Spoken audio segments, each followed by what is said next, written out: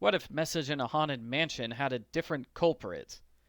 The first two games were a little odd for the series. Most Nancy Drew games have the culprit as one of the four suspects you interact with.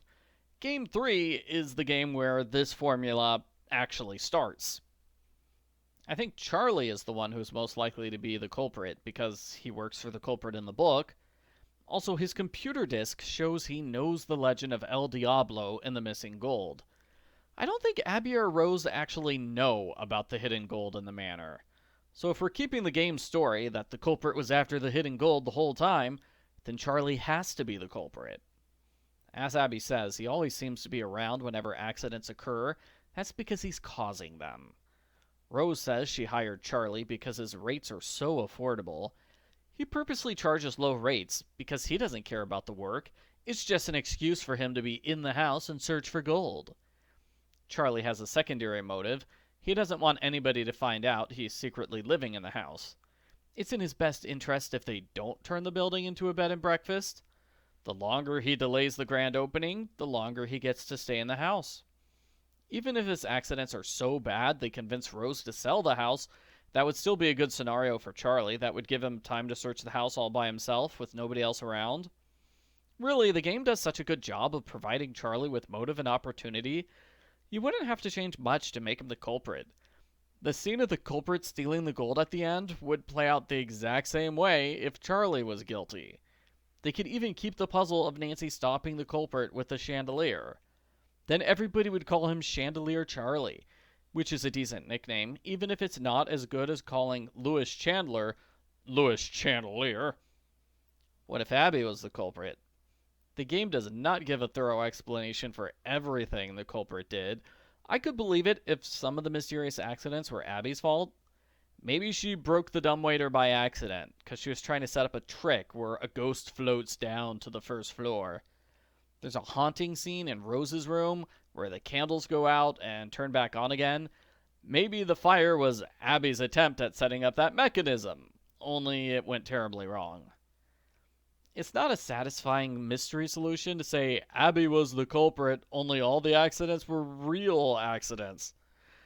So, next I thought, what if Abby's trying to scare Rose off the property, as some sort of weird test of her haunting abilities?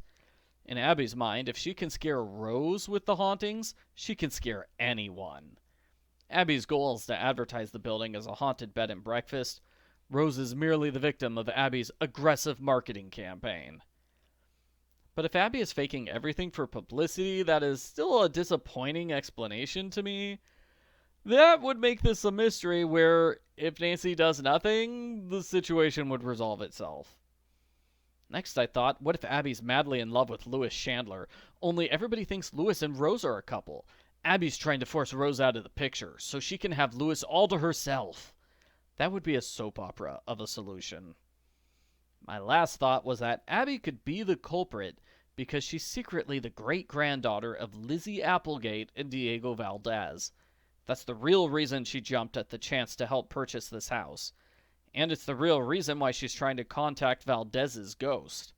She heard the family legend about gold in the mansion, and she's been trying to find it while setting up scares. Nancy is way more successful in finding things related to Applegate and Valdez. Abby's jealous and angry, which is why she tried to scare Nancy off with a threatening message and a fire. If that's the story, the game could keep the same ending puzzle where the culprit tries to steal the gold from Nancy. What if Rose was the culprit?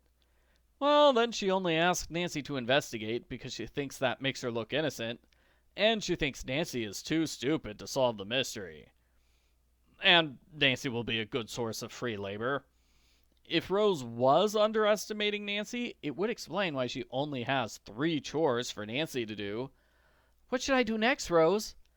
I have no idea. I never thought you'd get this far. Rose's crime would be real estate fraud. She wants to collect on that $1 million fire insurance policy. The seance ends with Rose saying, "Blow out the candles. I don't want to find the house on fire." Maybe that was her plan. She was going to start a fire after the seance and blame Abby. Only she couldn't because Nancy was too busy finding the cash register key in the basement that night. So then Rose made a similar plan to start a fire in the living room. She told Charlie to buy a fireplace screen, just so she could blame him when the mansion was destroyed. Once again, Nancy foiled Rose's scheme by putting out the fire. Rose was so mad at Nancy stopping both fires, she left the threatening message under Nancy's door. Rose's final plan was to start a fire while everybody was gone at the winter festival. Using a complex series of mirrors, she manipulated the glass above the doorway, so at precisely 12 p.m., an intense beam of light would shine into the house and hit the wooden staircase banisters, setting them on fire. But once again, Nancy foils the plan by putting the Phoenix Eye into place. That causes the light to show where the hidden gold is, instead of having the light cause a fire. While Nancy is busy getting the gold, Rose bursts into the mansion to see why is it not on fire yet. Rose is furious. She attacks Nancy, and the rest of the game plays out like normal, only with a bit more explanation about Rose's schemes. Those are my thoughts for Game 3's Culprit Swap. I think the ending puzzle of dropping the chandelier would be the same no matter who the culprit is. I can't think of any culprit who would ignore a huge pile of free gold. Even if the culprit's scheme is completely unrelated to the gold, I don't think they'd say no to a huge free fortune.